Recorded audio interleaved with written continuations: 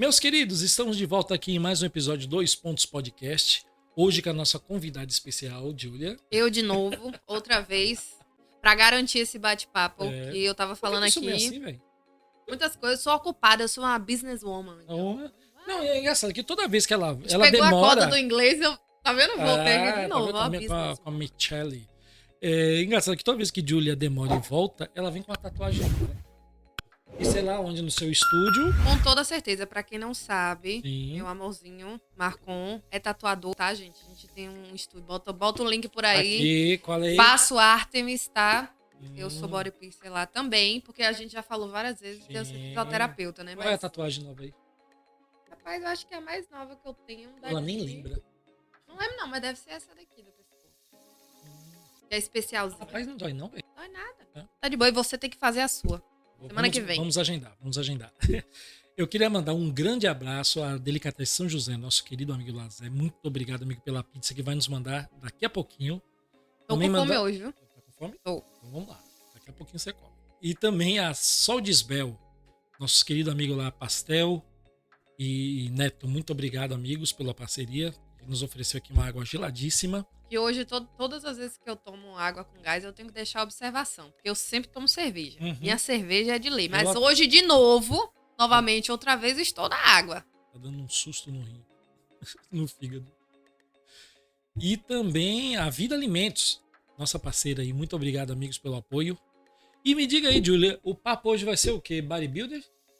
Rapaz, poderia até ser, né? Fitness. Poderia até ser, pelo porte do nosso convidado de hoje e ainda o histórico também. Porém, a gente vai falar de uma coisa completamente nada a ver. A gente vai falar sobre o quê? A gente vai falar de tecnologia, Sim. A gente vai falar de investimento, de Bitcoin. Isso. Tudo isso, viu, galera? Eu falei pra vocês, eu vou ter um blow mind aqui, porque eu sempre tive curiosidade, nunca fui atrás, assim, pra pesquisar a fundo, pra conseguir entender, e quem sabe... Vai sair daqui rica. Né? Ou inxalá. Ou seja, semana que vem não tem Júlia, né? Que Júlia vai ficar rica, vai pra praia, vai falar, curtir. Bye, bye. Pois é. É nosso querido amigo Luiz Neri. Amigo, muito obrigado por você ter vindo. A gente já tentou marcar algumas vezes, né? Mas as nossas agendas não bateram. Mas que bom que você tá aqui. Boa noite, fique à vontade. Boa noite, Sérgio. Boa noite, Júlia. Boa noite a todos que estão nos assistindo. E é um prazer estar aqui, né? Sempre é bom bater um papo, principalmente você que conheço desde pequeno, né? Já vai revelar a idade aí, ó. Luiz aqui é irmão de uma grande amiga minha, Josi da SWS, uma pessoa que eu tenho uma gratidão imensa. É uma pessoa que me ensinou literalmente o mundo da informática. Eu fui lá na SWS, quando era ali na Siqueira Campus. Eu tô doido pra trazer Josi aqui. Josi, Luiz, por favor, tá aí. Já estende o convite. Vou estender o convite aqui pra Josi. Com ela. É uma empresária fantástica, uma mulher inteligentíssima. Esposa de um grande amigo também, Djalma. E Luiz tá aqui. Mas não fala, desde quando é que você conhece ele? Eu não vou entregar a minha idade, né? Mas assim, eu tenho... Pequenininho. Tem um fato que eu vou ter que dizer. Josi, que toda vez que contei isso, ela dá risada. Eu tava entrando ainda, fazendo o teste pra entrar na SWS ainda, pra ensinar lá informática, né? Aquela coisa de Windows, Office e tal.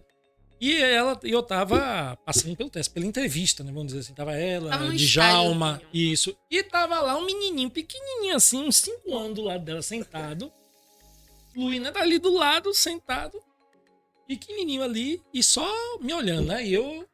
dando a aula pra Josi e pra Dija, né? Tava te julgando, te analisando ali. Não, ele que era o verdadeiro juiz ali, eu não sabia. Josi, beleza. Josi tava aceitando, beleza, eu conversando e tal, Dija. Aí daqui a pouco eu terminei, foi embora. Aí no outro dia, né, tô esperando a resposta de Josi. Se eu passei ou não. Aí daqui a pouco ela, Sérgio, não, tudo bem, você passou, tá certo, você vai dar aula lá. Eu falei, massa. Agora deixa eu te falar uma coisa. Meu irmão tava lá. E meu irmão deu a opinião dele. E tu, né? Tipo assim, eu acho que será o irmão dele? Aquele menininho lá, aquele magricelazinho. Eu falei, o que foi? Não, ele falou que você não era muito bom professor, não. Porque tudo que eu estava explicando lá, ele já sabia. A audácia do garoto. O José, ele não é bom professor, não. Tudo que ele sabe, eu sei.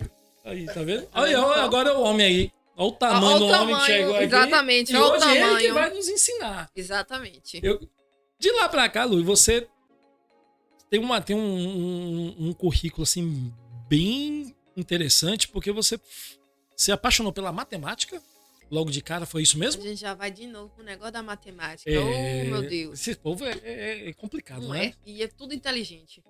Então, a matemática na época eu tive uma certa dificuldade, né, de aprender matemática ali, divisão, multiplicação na terceira série. Sim. E eu passei por um período que minha mãe meio que obrigava a ter uma disciplina de estudar, inclusive nas férias.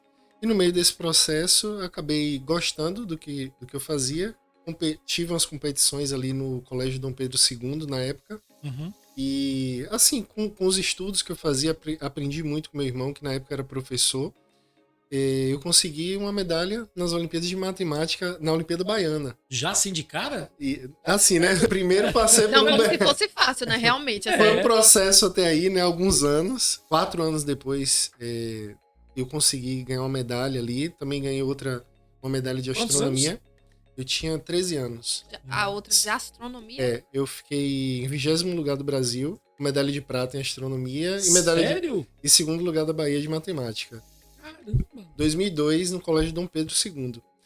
E aí, com o passar do tempo, eu acabei fazendo vestibular para matemática. E quando eu passei no vestibular de matemática aqui no UESB, eu entreguei meu currículo no Dom Pedro. Uhum. E no meu currículo tinha as medalhas, né? E aluno de lá.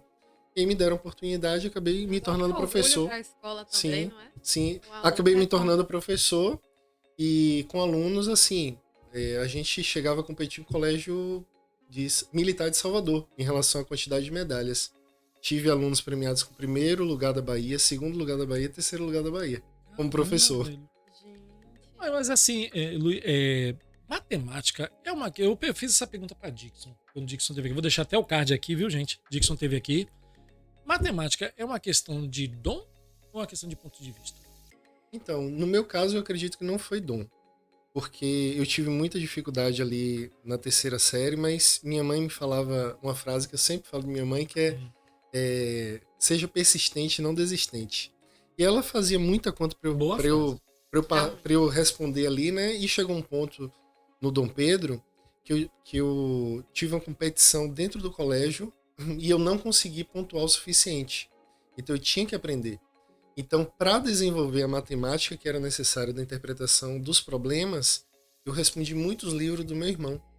Eu pedia livros dele e fazia isso extra classe, com a vontade de aprender para as Olimpíadas, pelo espírito da competição. Então, não foi uma coisa assim que foi fácil a princípio. Foi algo que foi conquistado. E ao longo do caminho, depois que eu me tornei professor, eu vi que tinham alunos que não conseguiam boas notas na sala de aula, né, no dia a dia ali, nas unidades, digamos assim, mas quando passaram a competir nas Olimpíadas, justamente pela determinação daquele momento, se tornaram bons alunos. Inclusive alunos que até tiravam a nota ali quase perdendo na unidade, chegaram a ganhar medalha nas Olimpíadas. Então o que eu penso sobre isso? Que assim como qualquer outra coisa, né, o ser humano ele é capaz de infinitas coisas. Só ter dedicação. Dedicação, foco e resiliência. Ali, né? Porque toda área, qualquer seja qual for, ela é uma mata virgem, vamos dizer assim, né? Você tem que explorar. E conforme você vai explorando, vai conhecendo... E aos poucos, né? Aos poucos, exatamente. Muita gente acha que tem que ficar afobado e que é uma coisa atrás da outra, que é tudo rápido, né? Como brasileiro, a gente vai falar daqui a pouco que o brasileiro quer ganhar dinheiro rápido, acaba caindo nos golpes e por aí vai, né? E aí, da matemática, você partiu para outras? Então, durante a época que eu era professor, foi quando também eu comecei a me dedicar na academia. Na verdade, eu comecei na academia com 13 anos.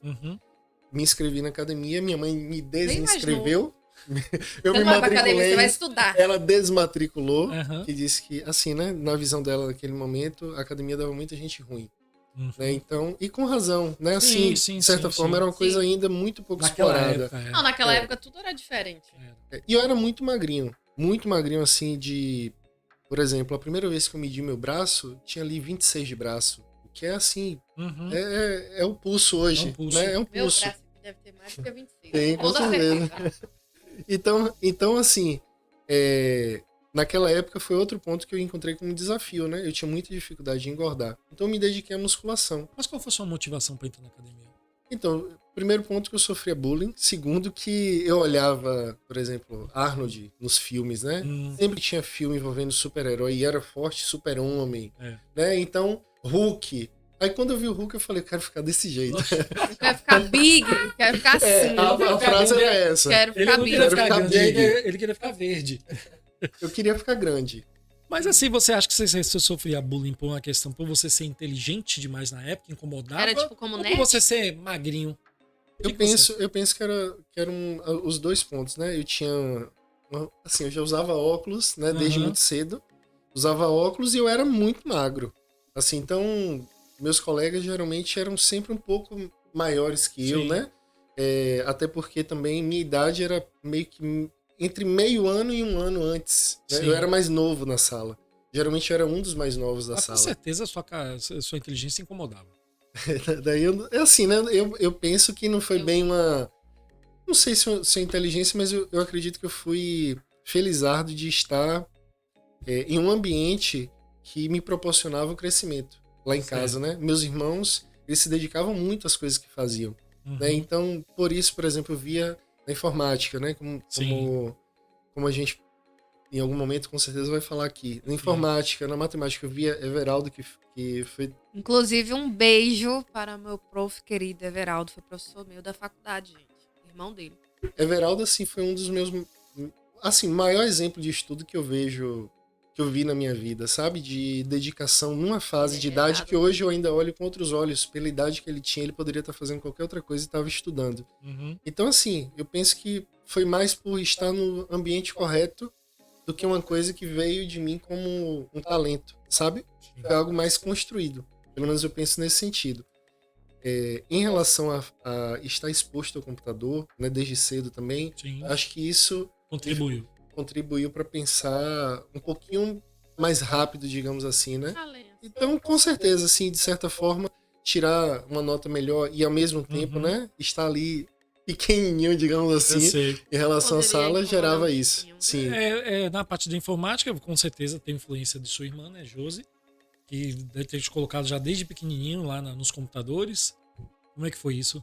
Então, eu lembro de poucas coisas assim da infância, mas eu lembro de alguns pontos específicos, como por exemplo, indo para a empresa com ela, né, andando, passando pela Siqueira Campos e indo até ali no Mansão Avenida, se eu não me engano. Eu não tenho certeza, ou se era na Bertino Passos, né? Bertino Passos em frente à Embasa. Isso. Eu acredito que era, ou era em um ponto ou era em outro, mas a gente ia e eu ficava por lá no computador jogando um joguinho que era de skate. Um carinha descia de skate, não podia bater, enfim. E aí depois, um pouquinho depois, né, minha mãe foi fazer um curso de informática e não tinha com quem ficar em casa. Então eu ia junto. Então a cadeira do lado era minha. Ele aprendeu. Então, assim, eu aprendi muito cedo Office, né? Eu sabia mexer em Excel, talvez ali com 7 anos, 8 anos de idade, né? Nessa época que ele me jogou. Te julgou mesmo, né? Sim. E aí eu fui aprendendo, assim, computador era algo que... Foi algo que eu sempre gostei muito, né? Desde cedo. E, inclusive, depois acabou gerando a profissão que eu tenho hoje. A gente vai, com certeza, trocar ideia sobre isso, né? Vamos deixar para o próximo bloco. Ó, se tinha essa rotina, e graças a Deus, ainda bem por sua mãe ter lhe incentivado dessa forma, porque isso é muito legal. Você já tinha essa rotina, juntou com essa parte do computador, isso daí, querendo ou não, dá um up na pessoa, né? Pra conseguir entender tudo isso. E aí, onde foi que ele foi parar? Exatamente. Gente, agora, eu achei interessante isso. Já que você estava tão dedicado à matemática, quando foi que a astronomia entrou na sua vida? Então, a astronomia foi um desafio que meu irmão trouxe na época, Everaldo. Você já estava o quê? Acima de 18 já? Não, foi na 7ª série isso. Foi tudo com 13 anos. Foi tudo com 13 anos. Menino é um prodígio. Eu ia falar isso agora. Um prodígio. Everaldo trouxe as Olimpíadas de Matemática, baiana e brasileira. Sim. E trouxe também a Olimpíada de Astronomia. Então, na época, os conteúdos... Eu comecei a consumir os conteúdos para entender. Ele fazia uns desafios, né? Então, eu não tinha uma rotina de estudo porque eu gostava mais de jogar bola. Né? Então, era o mínimo em relação a isso. Não tinha tanta disciplina nesse sentido. Mas eu penso que, de certa forma, ver meu irmão ali estudando, né? Eu fazia pelo menos o básico. E aí o básico feito, né? Poucas vezes, mas fazendo, não tão constante assim, mas fazendo sempre estando fazendo aquilo, eu aprendi. Acabei aprendendo. E assim, na época, eu não via como algo muito difícil. Eu aprendi muito sobre planetas, né? Sobre satélites. E chegou até um ponto de aprender sobre o básico, assim, de foguetes, que era a Olimpíada de Foguete também. Mas na época não tinha ido tão além como foi quando eu era professor. Certo. Inclusive, astronomia eu acabei fazendo isso também no colégio, tanto no colégio Dom Pedro, que eu fui professor, quanto no colégio Matisse. E no Matisse, eu tive uma aluna que fechou a prova de astronomia. O que quer dizer isso? Que ela tirou a maior nota do Brasil. Caramba. Pode ter empatado com várias outras pessoas, Sim. né? Mas ela tirou nota 10 e ganhou medalha de ouro no Brasil, de astronomia. Quer dizer que o conhecimento foi passado direitinho. Exato, Porque ela absorveu da melhor forma. É isso que eu queria te perguntar sobre a questão da metodologia que você criou a sua metodologia ou você teve que procurar seguir o que estava na cartilha? Ou adaptou de aluno para aluno. Porque quando eu fui professor na SWS, eu acabei criando uma metodologia lá com os meus alunos para eles poderem entender o que era arquivo oculto, o que era arquivo trancado, né? Protegido e tal. Eu acabei sempre tinha umas sacadas para eles poderem entender melhor. Você chegou a criar uma metodologia própria? A minha metodologia acabou se tornando uma cópia e um ajuste do que eu aprendi com o Everaldo. Porque o Everaldo foi meu professor na 6ª e 7ª séries. E quando eu fui para a sala de aula, que eu entreguei o currículo, minha mãe chegou a comentar em algum momento que ela olhou para mim e falou assim: rapaz, esse menino não tem nada de professor. Nunca imaginei na minha vida que Luiz fosse professor. Sabe? Porque ela me achava muito banda voou. Banda voou. Mas você estava bem dedicado já à matemática, né? Mas assim, eu acredito que a régua estava muito em cima. Ou videogame. Sabe? Também, Na época Joguei minha bola, rapaz. Primeiro jogar bola. Quando eu desisti de ser jogador porque eu não era bom, tentei ficar bom, fiquei menos pior, mas não era o suficiente. Sim. Acabei indo para os jogos online, né? E aí, assim, ficava dividindo entre escola e isso. Tive fases que eu praticamente não ia. Eu dava um jeito de não ir pra escola. Então aconteceu de tudo, assim, durante a adolescência, né? Foi bem conturbado. Danadinho. E aí, em relação à parte da metodologia, eu fui pra sala de aula para ensinar a 3ª e 4ª série. A primeira vez. E eu estava preparado, teoricamente, né? Na minha cabeça, pelo menos, para dar aula de 5ª e 6ª. Eu coloquei isso no meu currículo, né? Que eu preferia essas turmas. Mas a oportunidade surgiu para 3ª e 4ª séries. E para mim era um desafio ensinar para crianças. Eu não tinha contato com crianças, eu não tive irmão mais novo. Então, na minha cabeça foi praticamente assim: olha, o conteúdo eu sei, agora como que eu posso passar de forma a ter a atenção dessas crianças que estão ali. Pra absorver, E que dependem do meu conhecimento ali para crescer na vida e vai depender disso pro resto da vida. Então eu passei a pensar como o Everaldo faria aquilo. Então, como ele faria naquela situação? E claro, durante o caminho eu fui aprendendo. Então, eu fui professor de matemática por 8 anos. Chegou um determinado momento que entre um colégio e outro, eu pensava em formas de simplificar aquele conteúdo. Aí criava músicas. Eu sei várias músicas que eu aprendi com meu irmão. Por exemplo, ele passava músicas ali de biologia, de química, de matemática, que eu sei até hoje. Mas eu aprendi na 6ª, 7ª série. Entende? Então, assim, foi mais pelo ambiente. Como é que eu tava, minha situação agora? Você viu? Foi mais pelo ambiente. Foi julgado, mas bem julgado. Bem julgado. Sim. Foi mais pelo ambiente, né? Porque ele ouvia, por exemplo, minha mãe não estava em casa, a gente ia se virar para fazer o almoço, chegava do colégio, ele colocava com música, algumas vezes era outra, Babado Novo, Chiclete com Banana, mas grande parte das vezes era música de biologia. Uma música de matemática. Ficava tocando ali, ó. Então, por exemplo, eu tentava explicar para os alunos, exemplo, equação.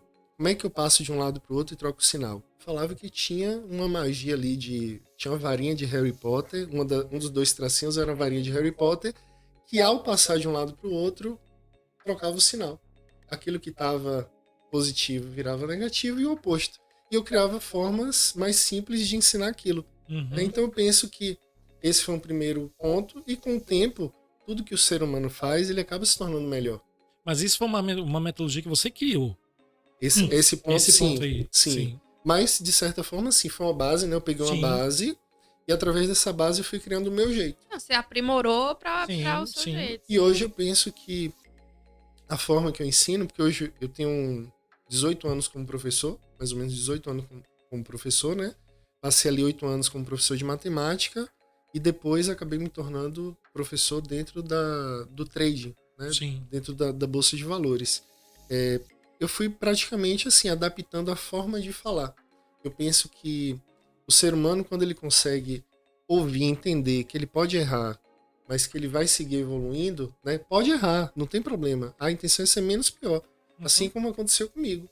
Eu não fui de uma pessoa que não sabia para uma pessoa que era muito bom do dia para noite, né? É uma construção. Então eu penso sempre nisso. Do outro lado tem um ser humano que está se construindo, né? Então a gente tem que entender como deixa essa construção mais fácil. Deixa eu fazer uma pergunta que eu sempre quis fazer, eu fiz até para Dixon. Por que é a matéria mais abominável? Eu falei, eu sou suspeita. Chata, é a matemática. Assim, eu não sei se tem propaganda enganosa ou se ela se torna chata por ser algo complexo, né? Porque chega num nível que... Não é porque, assim, eu lembro assim, uma coisa, eu adorava a expressão numérica. Adorava. Gostava de fazer aquele negócio de entre colchetes. Tal, aquele... eu gostava, começava pequenininho e foi aumentando. Então eu achava massa aquilo ali. Eu achava massa quem sabia desenvolver e aprender e entender, porque eu nunca consegui me sair bem. Pois é, você, como aluno de matemática no início, que você não gostava muito e hoje é professor, qual a sua teoria? O que você acha? Por que a matemática ainda é meio... O pessoal não gosta de se dedicar tanto assim. Um primeiro ponto é porque eu penso que a matemática é uma construção, né? Se você perde aquela base ali de soma e subtração, você não vai saber fazer multiplicação e divisão. Assim como quem não sabe fazer esses cálculos simples também não vão conseguir fazer um cálculo de frações, decimais e por aí vai. Então a carga cognitiva que é necessária, que é demandada ao longo do processo, ela vai subindo, vai sendo cada vez mais difícil. E o primeiro alicerce talvez não tenha sido criado da forma correta. Além disso, existem também, né, fatores biológicos. Cada ser humano é único e eu penso que, no geral, né, a maioria das pessoas não tem uma facilidade inicial com a matemática, justamente pela base que está faltando. Um exemplo, claro, na minha época, era que os professores que ensinavam matemática não gostavam de matemática nas primeiras séries. Porque pensa comigo, o professor, e assim, eu não estou criticando a pessoa, né, que faz que segue essa área, mas eu ouvia muito um pedagogo falando, eu não gosto de matemática. E ao não gostar daquilo, você não vai com tanto amor assim para ensinar, né? Eu sei que tem um amor no inconsciente, né? Vamos dizer. Sim, de certa forma você passa as suas crenças, né, para outro ser humano. Então, olha, eu não gosto de matemática. E aí, nisso, às vezes, pode ser até involuntário o não gostar de matemática e passar para alguém. Isso daí vai ser sendo fomentado, né? Então, aquela pessoa talvez tenha gerado mais três que não gostavam. E a coisa vai se alastrando. Realmente, isso daí faz sentido. Agora, assim, pulando um pouquinho dessa parte, porque, né, o papo daqui para frente vai ficar muito mais extenso. Mas, assim, teve toda essa questão da matemática, que, querendo ou não, foi uma das bases. Aí você explicou pra gente direitinho até a questão da academia, né, e tudo mais. Após esse período que você já estava envolvido com a academia, foi quando você começou a pensar em todo esse mundo aí de bolsa, de valor e de... Ainda teve coisa antes. Teve que coisa? Eu fui concursado. Aos 18, eu passei no concurso da prefeitura, antes de ser professor, né, e antes de passar no vestibular, e eu seguia estudando para concurso, porque minha mãe o tempo inteiro falava, né, na verdade lá em casa eu via muito que eu deveria passar em um concurso público. Esse concurso da prefeitura foi um REDA, mas eu segui estudando para outros concursos.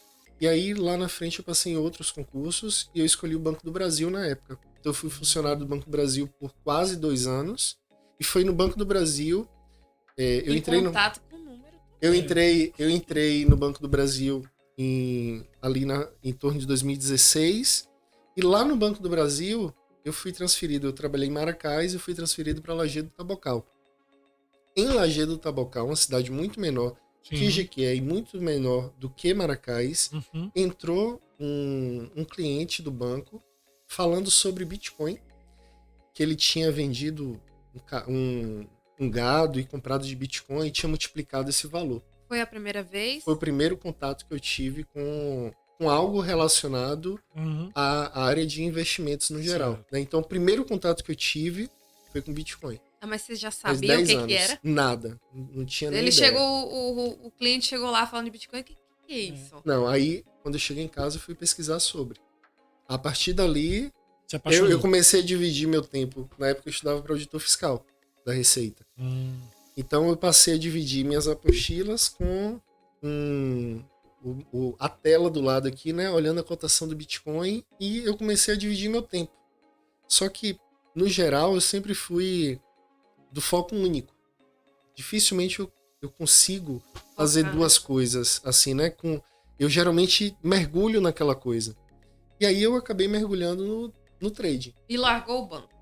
E aí um tempinho depois que eu conheci o mercado financeiro, comecei a estudar, eu decidi assim, ó, o que eu quero fazer na minha vida. Por que eu escolhi o banco, né? Aqui em Jequié eu trabalhei muito.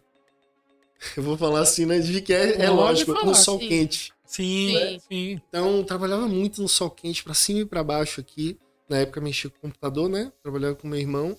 E eu olhava assim no banco, às vezes eu ia levar um malote e eu pensava, poxa, que massa trabalhar no ar-condicionado, sentado na frente do computador. A motivação dele foi trabalhar no ar-condicionado. Eu quero trabalhar no ar-condicionado. Imagina o jequiéense, tem lógica, não tem? Com toda certeza. Pra quem não sabe, absoluta. gente, Jequié é um sol pra cada pessoa, viu? Jequié. É um sol pra cada pessoa. Sim. Então, a escolha do banco foi principalmente por isso. Eu estava sentado na frente do computador, no ar-condicionado. Tinha realizado. E daí, no meio desse processo, eu encontrei algo que eu também poderia fazer no ar-condicionado, na frente do computador, e tranquilo em casa. Massa. E sem prestar conta pra ninguém, né? Então, só pra mim. Então foi ali que eu falei, ó, sabe de uma que dê errado, que dê certo. Eu fiz tanta coisa na vida, né? Assim, tanta coisa no limite da... conseguiria fazer novamente caso também era o meu pensamento. Mas paralelamente você continuava na academia. Sim. Academia eu nunca parei. Nunca parou. Nunca parei. Então tenho aí 22 anos de academia. Caramba. E segui adiante, né? Nesse período foi quando eu comecei a estudar. Dele, os estudos era academia, a pausa de respiro. Era, como é que chama? Válvula de escape, né? Sim. E aí, assim, um outro ponto é que eu não era a pessoa que estava o tempo inteiro estudando, né? Em paralelo, por exemplo, eu sempre joguei. Eu sempre gostei de jogar jogos online, né? Sim. Quem tá assistindo pode já ter jogado também Tibia, por exemplo. Tibia. Rapaz, foram alguns anos da minha vida. Eu parava na sala de aula, enquanto o professor estava ensinando alguma coisa assim, eu estava no caderno desenhando o mapa, tentando entender como eu faria mais XP, mais experiência, dentro de um tempo menor. O nível do pensamento. Dentro de uma hora. O professor lá falando, se eu passar por aqui, vai ter uns 2 Orc Berserker, por aqui eu desvio do Dragon. E o professor lá, né? E eu desenhando ali no caderno, pensando nos números. O colega ficava com raiva. Ele tava desenhando sobre o jogo, tirava nota boa, dedicado, e os colegas com certeza não iam conseguir fazer isso. É o recalque, bem. Sim, e aí? Aí você ficava fazendo mapainha lá e... Então, e aí nesse processo, né, eu sempre fui fazendo o que eu podia dentro do lado de cá. Penso que... Na época eu não pensava desse jeito, mas hoje eu penso que é a constância em fazer pelo menos o simples, o básico, Sim. sempre que possível. Eu não digo nem todos os dias, porque a depender da realidade que a pessoa tenha, né, ela não vai conseguir ir com tanto empenho dentro de uma semana específica. Mas se ela se tornar menos pior aos poucos, né? Se ela vai se tornando pelo menos menos pior, ela vai chegando mais perto do objetivo. Eu achei interessante que é o seguinte, que vai e volta, a matemática se tornou o seu principal berço. Sim, foi a base de tudo. Você se tornar o trader, até na astronomia também, Sim. né? Se tornar professor, então foi a matemática, então foi a base de tudo, com certeza. A base de tudo. Você acha que se você não tivesse se dedicado à matemática, você não chegaria onde assim seria muito mais difícil. Provavelmente eu estaria com concurso público, né? Não diria que seria difícil passar no concurso público porque provavelmente eu teria outras habilidades, certo, né? claro. Então, eu digo que para a área que eu segui, para o que eu fiz, com certeza a matemática me ajudou. Concursos, vestibular, tudo o que eu fiz eu passei principalmente por conta de matemática. Notas, assim, eu poderia focar nas outras coisas porque em matemática eu conseguia fazer pelo menos uma nota boa o suficiente para passar. Chegou a programar? Eu sei programar, né? Mas isso eu acabei aprendendo muito tarde. O quê? Delphi? Não. Aí eu já foi bem para cá, né? Cheguei a aprender o básico de C, né? Básico de C e hoje principalmente Python. O Python é uma linguagem muito mais simples, né? Uma dúvida sobre essa transição, assim, né? Quando você decidiu abrir mão do trabalho no banco, você sentiu algum julgamento? De todos os lados. Até de você mesmo, tipo assim, será que vai dar certo ou você sempre acreditou?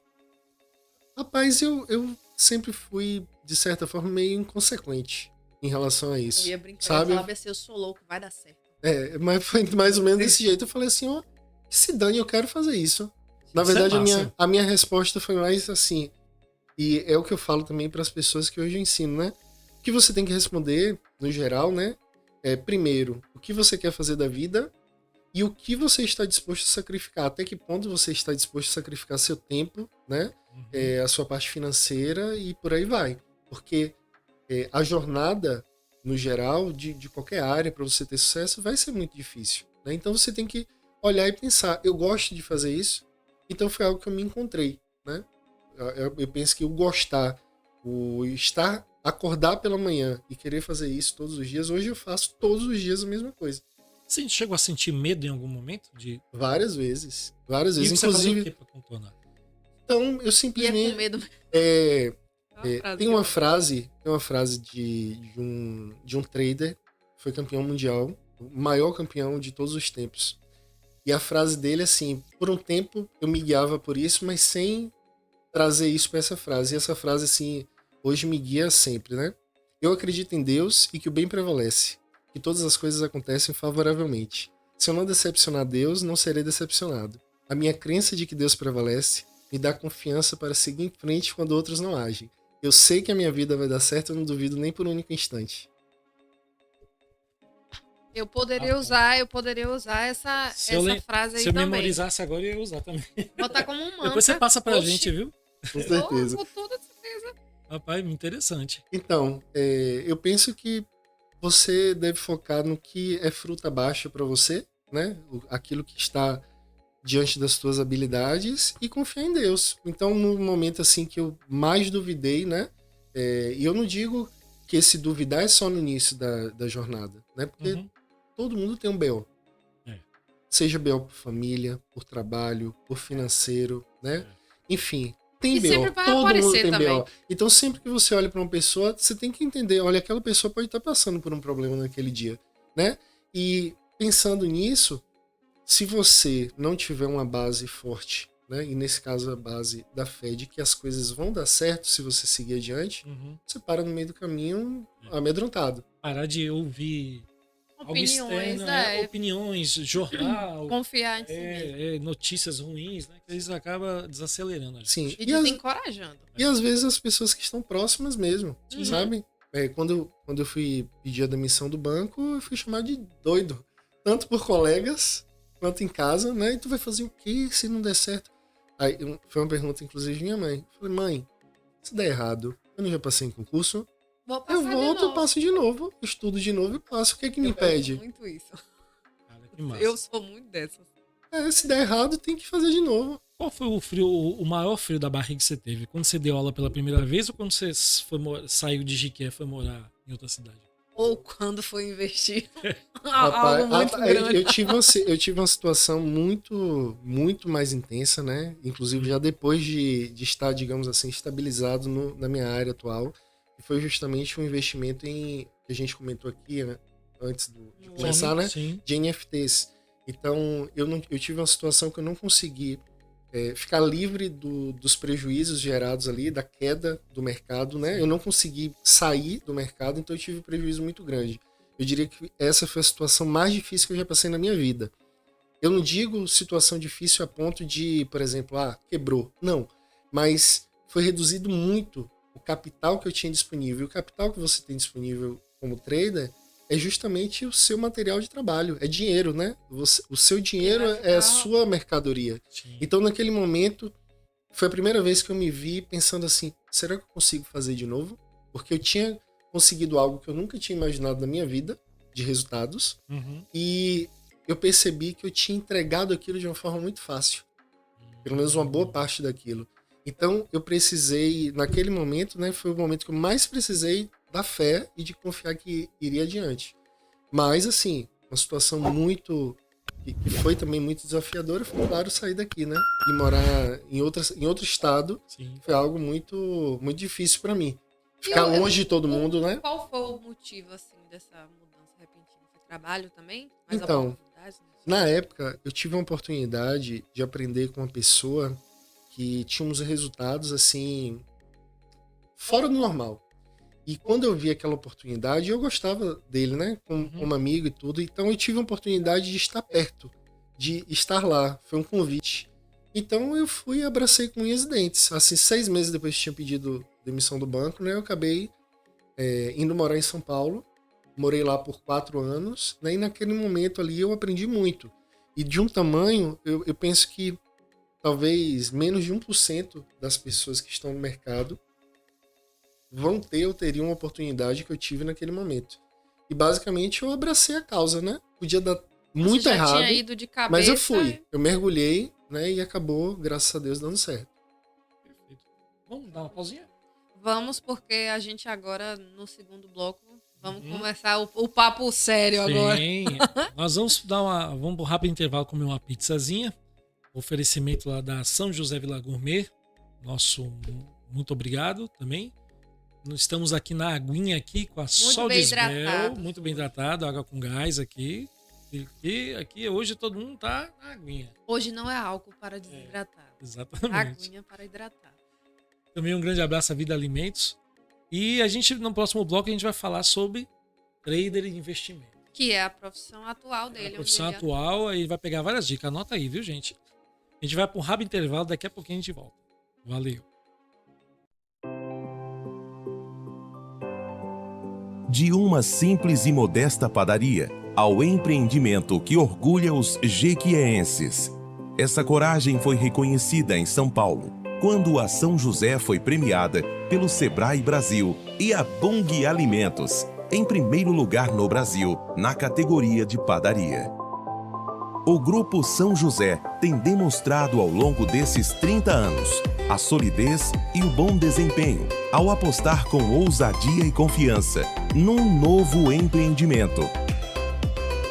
30 anos do Grupo São José, uma etapa que marca as vitórias alcançadas, graças à perseverança de um trabalho sério, alicerçado no respeito, no comprometimento e na transparência, que fazem do Grupo São José uma empresa sólida, comprometida com seus colaboradores e clientes, parceiros indispensáveis para seguir em frente, demonstrando o caminho certo a seguir. Obrigado, Jequié, por essas 3 décadas de sucesso.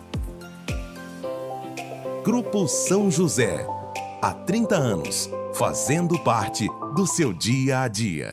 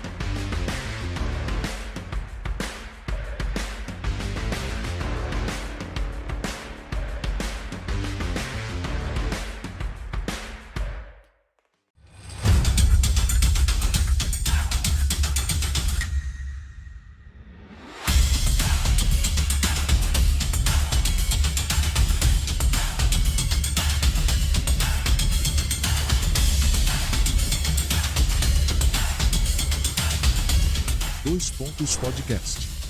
Dando o que falar. Toda sexta, às 19 horas, em nosso canal do YouTube.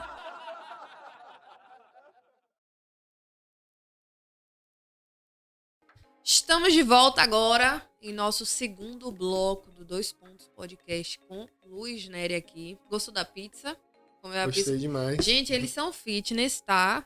Mas, claro que comeram a pizza, né? Claro que a gente não, né? Um pedacinho só. Mas tudo bem. Vamos ao assunto principal aqui, colocar na roda. Para começar. O que é ser um trader? Então, trader é um operador de mercado, né? Que ele faz. Um trader é um negociador. Então, a intenção do trader é comprar barato e vender caro. Mas no mercado hoje em dia também existe a possibilidade de você operar vendido. O que seria operar vendido? É você ganhar dinheiro caso aconteça a queda daquele ativo. Então você consegue ganhar dinheiro, por exemplo. Vamos pensar uma fruta, né? Um abacaxi. O abacaxi está ali a R$5. R$5 é um preço médio do abacaxi. R$5, R$6. Em determinado ponto, o abacaxi pode estar custando 3. Daí eu chego no mercado, vejo o abacaxi por 3 e falo, olha, eu vou comprar além do meu, eu vou comprar mais 5 abacaxis e vou vender ali fora para alguém por R$5 cada um. Então eu vou ganhar dinheiro por cada diferença dessa entre o valor que eu comprei e o valor que eu vendi. Sim. No mercado é basicamente a mesma coisa. Só que ao invés de negociar o abacaxi, a gente está negociando ações, a gente está negociando futuros, que é um preço do futuro de um ativo. Mas eu vou falar de ações que é algo mais simples. Exemplo, Petrobras. Vamos supor que uma ação da Petrobras custa R$40. Agora, esse valor, ele não é R$40 o dia inteiro. Esse valor oscila dentro do dia, ele oscila dentro da semana, ele oscila dentro do mês e oscila dentro do ano. 24 horas por dia? Não. No caso das ações brasileiras, elas funcionam das 10, aí depende, né, do período do ano, mas até às 17 horas. Então não é o dia inteiro. É diferente, por exemplo, do Bitcoin. Então, por exemplo, a ação da Petrobras R$40. Eu posso comprar 40 agora e daqui a pouco, se eu vejo que o preço subiu para 41, se eu vender, eu tenho um lucro de R$1 por ação da Petrobras que eu tenha. Se eu tiver 10... R$10. Se eu tiver 100, R$100. Se eu tiver 1.000, R$1.000. Como também... Como é que isso daí oscila? Então, a oscilação Quem é controla justamente da isso? demanda. Imagina o seguinte, a Bolsa de Valores é como se fosse uma feira, onde várias pessoas têm vários ativos e estão ali para negociar aquilo. Só que a Bolsa de Valores, ela fez o quê? Ela simplificou a ideia dessa negociação. A Bolsa de Valores tem a intenção de fazer com que os negócios feitos pelas pessoas ou pelas empresas, né, pelas instituições, sejam de uma forma facilitada. Então você consegue, por exemplo, se você tem ação da Petrobras hoje ali, né, ou da Petrobras ou de qualquer outra, você vai para a Bolsa de Valores e você consegue vender para uma outra pessoa, uma instituição. Você coloca ali, olha, estou vendendo, você não precisa falar desse jeito, mas é uma forma simples. Estou vendendo essa ação aqui por 41. Se alguém quiser comprar, né, ou se alguém já colocou uma ordem de compra, por exemplo, eu estou querendo comprar a Petrobras a R$41. Eu coloco ali minha ordem de compra por R$41. Você vendeu, a própria bolsa faz essa negociação acontecer. Eu não preciso conversar com você para comprar de você a sua ação.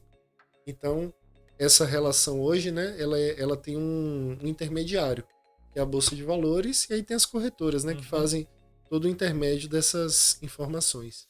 A gente sempre vê em filmes e tal, aqueles caras gritando no Pô, o telefone. Lobo de Wall Street E gritando, mas desesperado. Isso que ocorre que eles fazem é a venda e compra? Então, isso foi no passado. Isso é nos Era filmes, o pregão Viva Isso. Voz. As pessoas faziam justamente isso, né? Olha, Petrobras, eu tenho Petrobras a 41. Aí alguém de lá, eu compro a 41, né? Então, essa negociação hoje é feita 100% online. Mas é exatamente isso, tudo no silêncio. Principal. Hoje o que você precisa é de uma conexão com a internet. Eu não diria nem que precisa de um computador. Um celular hoje você consegue negociar na bolsa. E claro, o principal é ter conhecimento para fazer essas negociações, né? Tem que ter. Realmente. tem como prever essas oscilações? Existe? Não.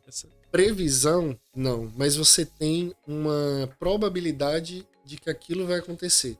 Em determinados momentos você tem uma chance de 60%. Em outros momentos você tem 40%. E em todas as formas você consegue ter lucro desde que você seja disciplinado na, digamos assim, matemática da negociação. Né? O que você precisa ter uma vantagem. Vou dar um exemplo. Se eu vou jogar cara ou coroa com você, imagina que vamos jogar cara ou coroa e caso eu ganhe, você me paga R$ 1.500 e caso eu perca, eu te pago 1.000. Essa é uma abordagem em que, se a gente jogar 10 vezes, a média de vitórias minhas serão 5, a média das suas vitórias serão 5. Mas no fim das contas, quem vai ganhar dinheiro numa situação dessa? Eu. Porque nesse caso, apesar de ter 50% de chance, quando eu ganho mais do que quando eu perco. Mais. Isso. Então essa é uma abordagem. E existe também a abordagem de quem acerta mais. Por exemplo, vamos supor que eu tenho aqui alguma situação que eu acerto 70% das vezes. Se eu acerto 70% das vezes, eu vou errar 3. Desde que eu não perca muito nessas 3, eu vou ser lucrativo. Então, previsão em si não existe, mas você tem uma suposição com um grau de certeza. O grau de certeza varia aí de acordo com a probabilidade do que você fez. Isso pode se assemelhar um pouco, não que seja o mesmo mundo, etc., mas com a questão de apostas, que tá aí É uma ótima pergunta, até porque, inclusive, hoje, conversando com um aluno, ele estava falando sobre essa estigmatização, né? De passar essa imagem da aposta para o trading. A grande diferença é que na aposta, a banca tem a vantagem. Então, por exemplo, o cassino nos Estados Unidos, ele chega a pagar o hotel e tudo all inclusive, né? All inclusive mesmo, para uma pessoa estar ali e apostar, quando são grandes apostadores. Por quê? Porque o cassino, ele tem uma ligeira vantagem. Ele pode ter ali 55% de vezes que ele ganha, 45% das vezes a pessoa que está do outro lado ganha. Ele dá as cartas. O jogo está a favor dele. E no geral é 1 para 1. Então no longo prazo, quanto mais dinheiro vier de apostas, mais dinheiro o cassino vai ganhar. No trading, de certa forma, você é que pode dar as cartas desde que você siga um sistema e uma estratégia. Porque a vantagem está do seu lado. Veja que no momento que a gente está jogando aqui o cara ou coroa, a minha vantagem está no retorno quando eu ganho. Então, se eu jogar 100 vezes, no exemplo do cara ou coroa, ou se eu fizer 100 operações, depois dessas 100 operações, matematicamente, eu estarei positivo. Então, nesse caso, eu não estou agindo como o apostador. Eu estou agindo como a casa. Entende? Então, deixa de ser uma aposta, porque eu tenho uma vantagem. E aí as vantagens, claro, elas vão para vários lados, né? É algo mais técnico, mas pode ir tanto para o que chama de risco-retorno, que é ganhar mais quando ganha e perder pouco quando perde, e pode ir também para a taxa de probabilidade de acerto, né? Que é quando você acerta muito e acaba ganhando dinheiro por acertar muito. Então, a grande diferença é que na aposta, o apostador não tem vantagem. Mesmo no caso da Mega Sena. Se você jogar a quantidade de jogos para garantir a vitória, o prêmio não vai suportar o valor que você gastou. Essa é a grande diferença em relação à aposta e mercado financeiro. Sabia que a parada do segundo bloco ia ser pesada. Eu tô aqui igual o meme de Nazaré. Tá ligado o meme de Nazaré? Sim. Eu tô aqui, só ligada. Agora tem a grande questão de você se tornar um trader, mesmo que seja amador, também você tem que saber parar, né? Porque você fica naquela, por exemplo, como você falou, de 10 apostas não, de 10 compras que você faz, né? De 10 negociações que você faz, você ganha uma. Ganha 2, aí você já fica motivado. Vai atrás. Fica empolgado. Aí vai na terceira, aí perde aí, né? Lá mais 2 ou 3. Aí o cara fica naqueles, poxa, mas eu perdi 3, ganhei 2, perdi 3, mas se eu investir mais e de novo, a probabilidade de eu ganhar é melhor. Fulano, me empresta um dinheiro aqui. Aí Aí começa. começa. A gente teve um tempo atrás que a gente teve um caso parecido aqui em Jequié, não foi? E Bastante acabou. Eu queria que você comentasse um pouquinho com a gente. Então, Foi isso mesmo que aconteceu, mais ou menos isso? no, Tua mer- perspectiva do que tu entende. no mercado, você pode fazer tudo certo e dar errado, Uhum. pelo menos por um tempo, e fazer tudo errado e dar certo, pelo menos por um tempo também. Então, o que acontece? Quando o trader entra no mercado, pensa que na tua profissão você precisa passar por uma faculdade, vários semestres e ganha o seu diploma e pode atuar naquilo. Se você criar conta hoje numa corretora, amanhã você já pode estar operando sem ter nenhum conhecimento. Então, É livre. isso. Então, depois de um ano, o trader pode ter estudado a parte teórica, sabe a parte teórica, mas se ele não tiver as outras duas bases para ser lucrativo, que são gerenciar risco, então, primeiro é a técnica, gerenciar risco, que quer dizer o quê? Você sempre tem que ter um limite e saber quanto você vai perder caso o evento negativo aconteça. E você tem que ter também o jogo mental alinhado. Porque o que é o jogo mental? O ser humano, ao mesmo tempo, né, em situações diferentes, ele pode ser arrogante, ele pode ser ganancioso, ele pode estar medroso, muito confiante, lá em pouco cima. confiante, orgulho lá em cima. E aí o que acontece? O mercado, ele, de certa forma, alimenta isso com as diversas situações que ele demonstra no dia a dia. Então o trader, ele pode passar por um período muito bom e se achar além do que realmente é. Ele passa a acreditar que a habilidade está nele e não em executar o básico. É muito menos do Que que... é o jogo ali, né? É muito menos dificuldade no sentido da técnica e mais dificuldade no sentido de você domar as férias que você tem dentro de si. Então é muito do conhecimento pessoal. A luta é mais com você mesmo do Isso. que com o mercado. Um lobo financeiro. ruim. Ele Um lobo não fala ruim. como é que é, quer conhecer o homem e depois Isso. a ele. Então, numa situação dessa, né, não é só a situação que aconteceu em Jiqué, mas acontece, como eu comentei aqui anteriormente, acontece praticamente todas as semanas, todos os meses, pirâmides financeiras ou Sim. pessoas que se autodenominam traders profissionais e gestores, né, que acabam acreditando no caso, deixa eu pegar esse dinheiro aqui, né, e vai investir, e ali perde aquele valor, se vê colocou o pé na água e está se afogando, deixa eu achar um jeito aqui, eu acredito que isso aqui vai dar certo, e passa a acreditar numa habilidade que não tem ainda. Então, eu penso que grande parte das pessoas que se metem em enrascada no mercado tem mais a ver com confiança subir e não prestar atenção na sua verdadeira habilidade naquele momento. Porque tudo leva tempo, Descuidando, né? principalmente no início. Porque a maturidade vem com o tempo. No meu caso, por exemplo, eu tive uma grande dificuldade em relação à parte de inteligência emocional. Eu me considerava, assim, um burro emocional, se por assim dizer, né? Porque eu não tinha uma habilidade em controlar a raiva, e a raiva impacta muito, porque a raiva faz com que você tome risco além do que você pode. A felicidade também gera isso. Então, emoções podem gerar comportamentos do ser humano, né? Comportamento para ele agir, para ele clicar, para ele fazer alguma coisa. E esses comportamentos no mercado geram ações que diretamente estão ligadas a perdas e ganhos.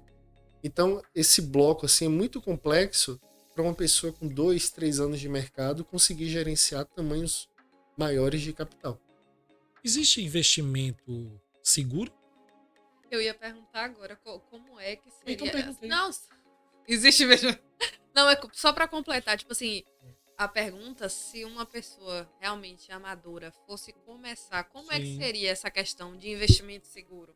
Então, o trading é algo que vai envolver muito mais tempo e habilidade. Então, a pessoa não vai começar no trading hoje e daqui a 1 ano, 2 anos, ele vai ter as habilidades necessárias para ser lucrativo. Investimento já é um outro ponto. A gente tem o investidor está mais relacionado a quê? pessoa que, por exemplo, vou dar um exemplo assim, bem simples, um investidor na bolsa. Ele vai comprar ações de Itaú, Banco do Brasil, Vale, grandes empresas, né? Ele vai ser sócio daquelas empresas e ele vai participar da divisão de lucros daquelas empresas. Então, a pessoa compra ali Banco do Brasil, daí compra 100 ações do Banco do Brasil esse mês. Mês que vem compra mais 100 ações do Banco do Brasil. No outro mês, mais 100 ações. Veja que essa pessoa está só comprando e está se tornando sócia do banco. Isso é um investidor. Claro que aqui eu estou falando de um exemplo. Assim como existe um investidor de imóveis. Ele vai comprar imóveis acreditando na valorização do longo prazo. Tem ações de imóveis também, isso, né? Sim. Aí a gente já está nos fundos imobiliários, né? E existe a renda fixa. A renda fixa ela paga muito menos, mas é uma renda fixa. Então, você coloca ali, por exemplo, 10 mil, hoje a taxa Selic ela está pagando aí um pouquinho mais de 1% ao mês. Né? Então, o básico é você já ganhar um pouco mais de 1% ao mês. Esse vai ser o limite para uma renda fixa. Você não vai ganhar muito numa renda fixa, porque o seu risco, o único risco, por exemplo, num título federal, é se acontecer uma catástrofe no país e a ponto do governo não conseguir pagar o valor, né? Não conseguir pagar o valor. Agora, no ponto do trading, não é que não existe segurança. A abordagem seria um pouquinho diferente. Não existe algo sem risco. Porque o risco é necessário para você dar... É como se você estivesse colocando aqui, olha, eu estou comprando um computador. Eu estou comprando aqui um material, né, que eu penso vender mais caro daqui a pouco. Mas se acontece algum problema molhou. Poxa, era meu, molhou, perdi. Acabei de comprar. Perdi um teclado, perdi um mouse, perdi o computador, né?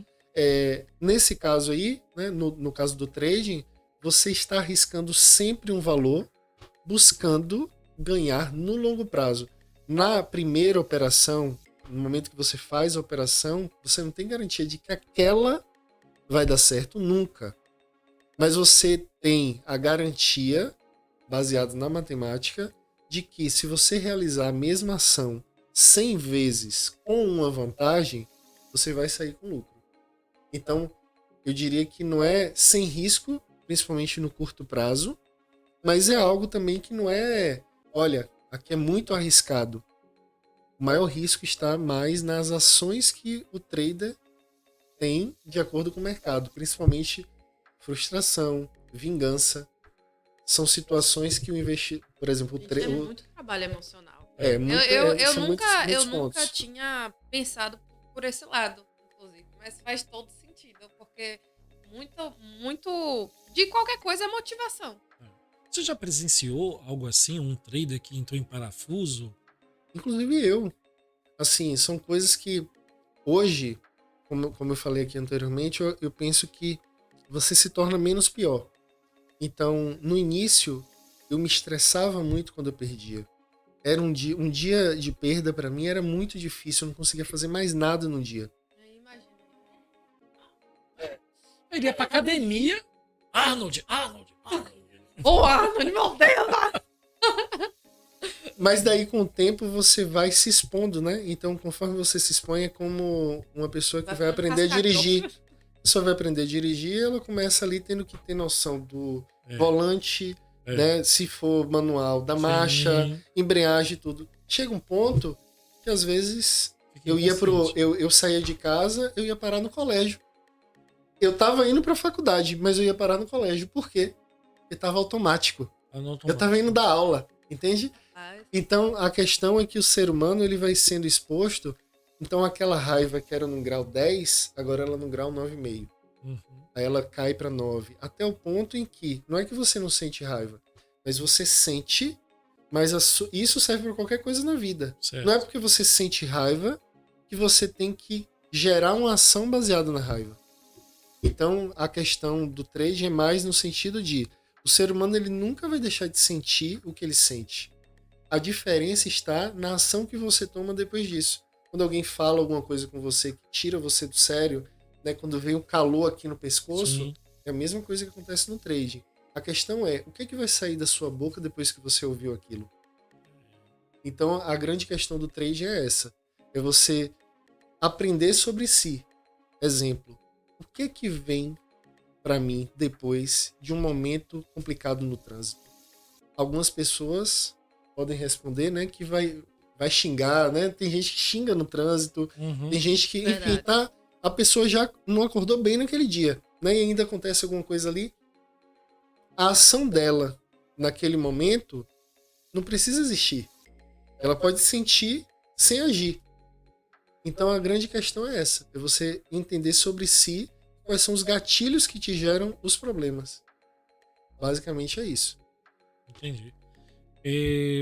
Queria sair um pouquinho dos traders e ir pro NFT.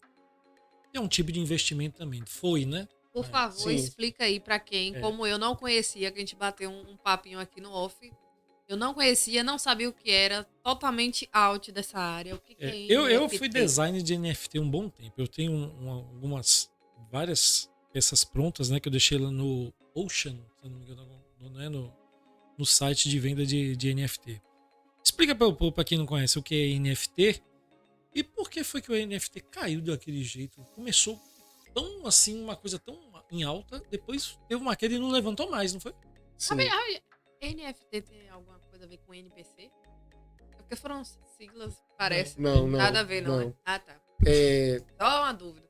os NFTs são ativos digitais, né? Ativos não fungíveis digitais, por exemplo, pode ser arte, pode ser um boneco de um jogo, pode ser um terreno virtual, enfim, é algo representado digitalmente, né? Você tem uma representação ali. Vou dar um exemplo aqui de algo que eu convivi muito, que foi o Axie Infinity. Era um jogo que pagava para os jogadores. Conforme você vencia, né? Ele pagava para os jogadores. Isso. Então os NFTs eles estão relacionados ao mundo cripto, ao mundo das criptomoedas. Então os NFTs eram vendidos por criptomoedas. Automaticamente, como os NFTs eles estão envolvidos no mundo das criptos, nós tivemos uma queda muito intensa do mercado cripto, tirando o Bitcoin, que recentemente conseguiu máxima histórica, depois voltou a cair. As criptos, no geral, a gente tem o Bitcoin, que é a principal, e temos as altcoins, que são outras, no geral. Temos até outras definições. Mas a questão tem o Bitcoin e tem as outras.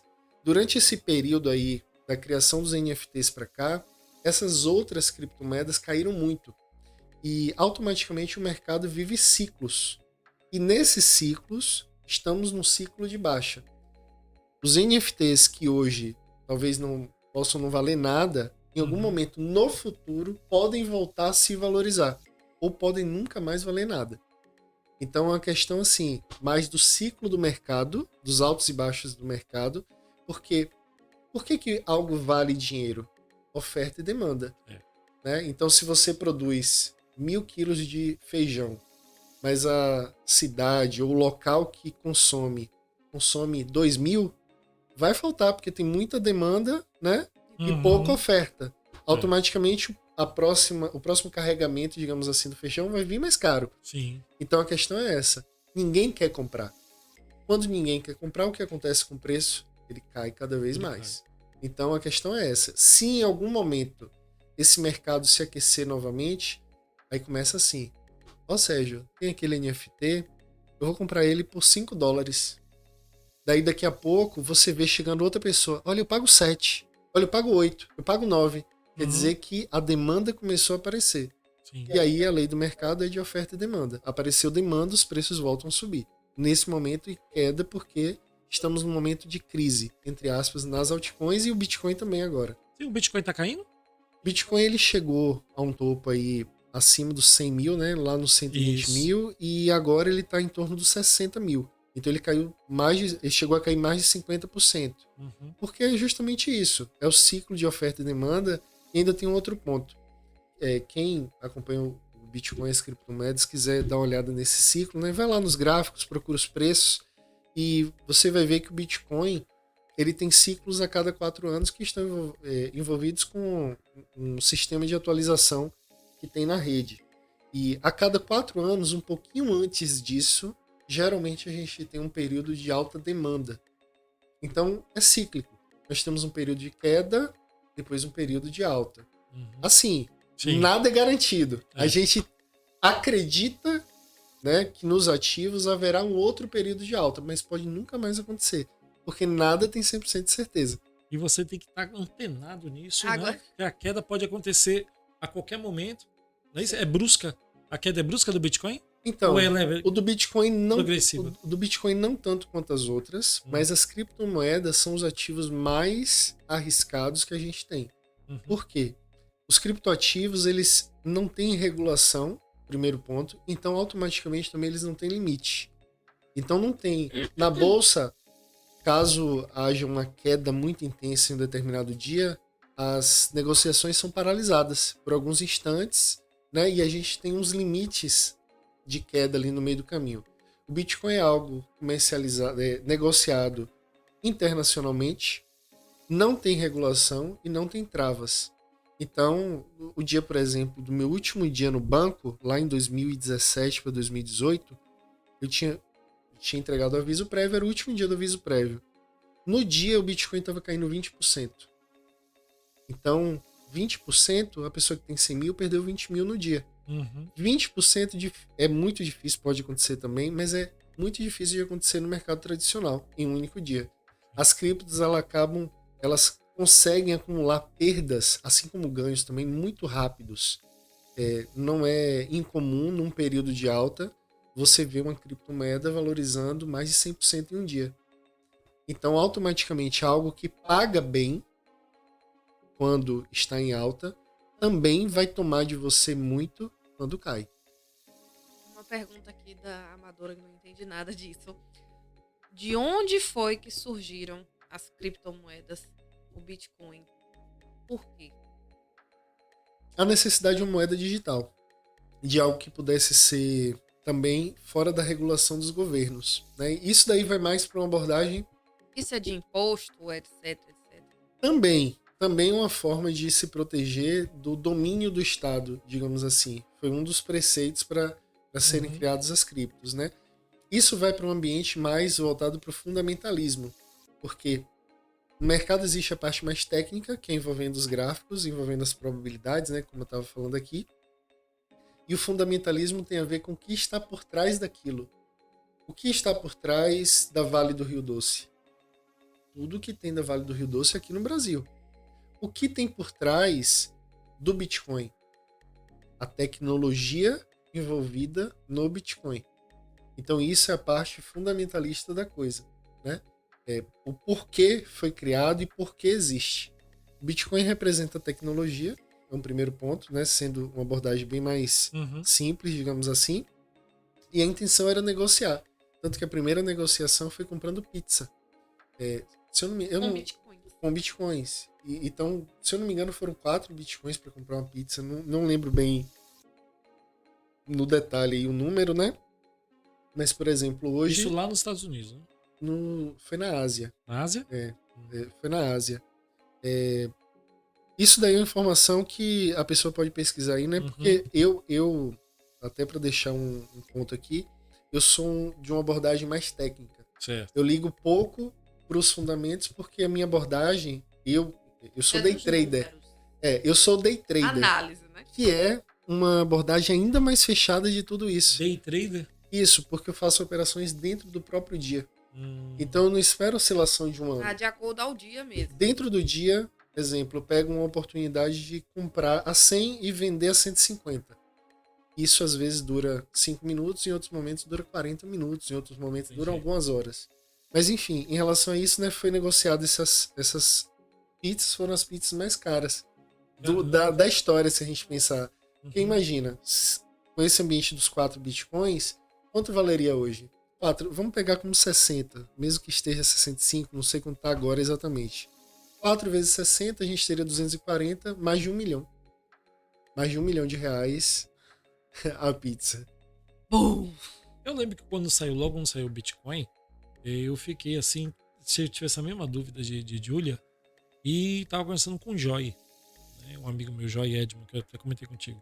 Ele, não, papai, compra que é legal, é bom você ter uma segurança, uma moeda digital, tal, não sei o que. Foi logo quando saiu, não foi logo quando saiu o Bitcoin, mas foi logo quando a gente ficou sabendo aqui, né, no Brasil. Tipo assim, popularizando. Eu lembro que eu comprei, não sei se foi R$100, alguma coisa assim. Tava um valor pequeno. Aí eu vi que tava realmente subindo, né, o valor e tal, mas era realmente bem devagarzinho, né? Não era uma coisa assim, todo dia era um valor 10, 20% a mais, não. Era bem Não ficava gradativo, não. Era uma coisa bem segura. Aí depois de um tempo, aí eu vi que tava demorando muito, eu cheguei, te resgatei, troquei com vantagens, né? Acho que, sei lá, 100 a mais, alguma coisa assim. E não investi mais. E depois eu vi que teve um caso de um cara que ele tinha comprado 500... Não, foi 500, não, foi $1.000, alguma coisa assim, um americano. E ele...